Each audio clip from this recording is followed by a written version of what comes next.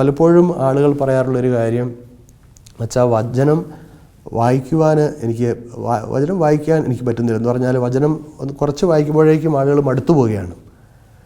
അതുപോലെ തന്നെ വചനം ബൈഹാർട്ട് ചെയ്യുവാൻ സാധിക്കുന്നില്ല. നമുക്കറിയാം ഓരോ വചനങ്ങളും പരിശുദ്ധാത്മാവിൻ്റെ നിറവിലാണ് ഓരോ വചനവും എഴുതിയിരിക്കുന്നത്. ഈ വചനം മനസ്സിലാക്കണമെങ്കിൽ നമുക്ക് പരിശുദ്ധാത്മാവിൻ്റെ സഹായം വേണം. പരിശുദ്ധാത്മാവിൻ്റെ സഹായമില്ലാതെ നമുക്ക് വചനം വായിക്കുവാനോ അല്ലെങ്കിൽ വചനം നമുക്ക് ബൈഹാർട്ട് ചെയ്യുവാനോ അല്ലെങ്കിൽ വചനം അനുസരിച്ച് ജീവിക്കുവാനോ നമുക്ക് സാധ്യമല്ല. അതുകൊണ്ട് തന്നെ നമ്മൾ ബൈബിള് വായിക്കുന്നതിന് മുമ്പേ നാം ചെയ്യേണ്ട ഒരു കാര്യം, പരിശുദ്ധാത്മാവ് ദൈവമേ എന്നിൽ വന്ന് നിറയണമേ, പരിശുദ്ധാത്മാവ് ദൈവമേ നിൻ്റെ വചനം എന്നെ പഠിപ്പിക്കണമേ. ഒരു ചെറിയ പ്രാർത്ഥനയാണ്, പക്ഷേ ഈ പ്രാർത്ഥന നാം ചെല്ലുമ്പോൾ തീർച്ചയായും പരിശുദ്ധാത്മാവ്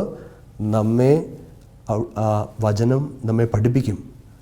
കാരണം നാം വായിക്കുന്നുണ്ടല്ലോ, യോഹന്നാൻ്റെ സുവിശേഷത്തിൽ നാം ഇങ്ങനെയാണ് വായിക്കുന്നത്, പരിശുദ്ധാത്മാവ് വന്നു കഴിയുമ്പോൾ അവൻ എല്ലാ കാര്യങ്ങളും നിങ്ങളെ പഠിപ്പിക്കും.